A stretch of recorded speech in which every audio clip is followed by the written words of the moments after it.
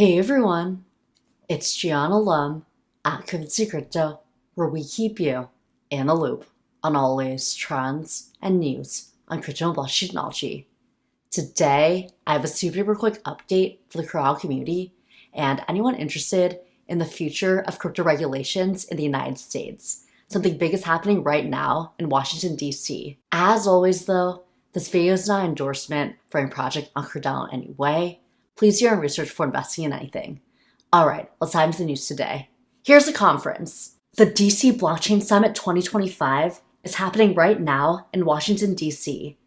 They are bringing together the most influential voices in blockchain, digital assets, and the top policymakers in the nation. Earlier today, Cardano founder Charles Hoskinson spoke virtually with Donald Trump Jr.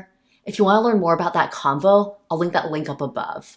But in other news, another big thing happened. A US senator actually gave Charles a shout out, and he shared all the wisdom that he's been learning from Charles Hoskinson.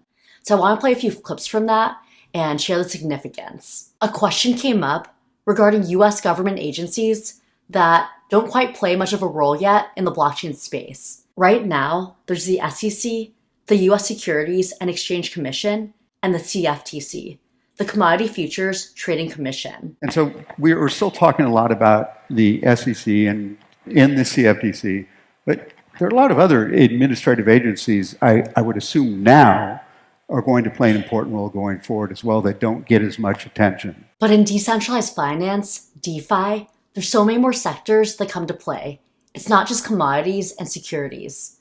So Tim Scott shared that Charles Hoskinson, Cardano's founder, shared a lot of blockchain education with him and really educated him about the use cases of blockchain technology, how it's used in the real world, and how there's multiple agencies, dozens of agencies actually, that could be involved in the future. One of the things that Charles on the front row here, who's on the panel before, I've spent some time with Charles, and he's always in education, as you already know.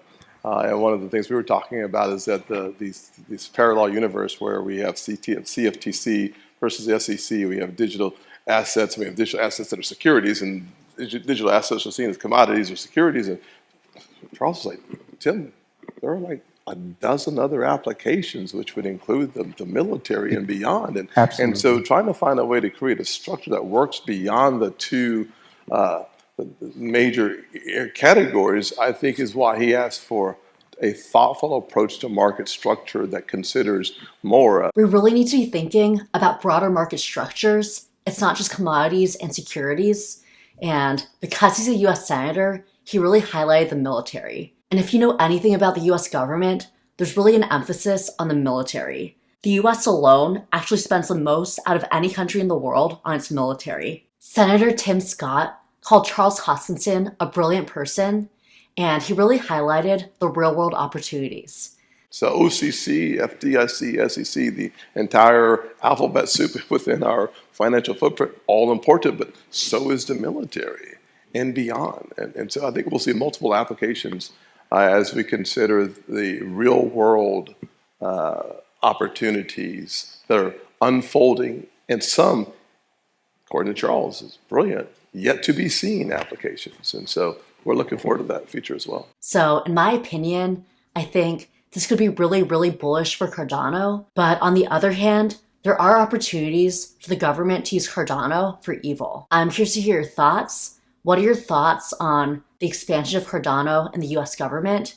And are you bullish about Cardano, or are you feeling kind of wary? Let me know your thoughts. And as always, if you see any crypto scams in the comments or in the ads, please report them.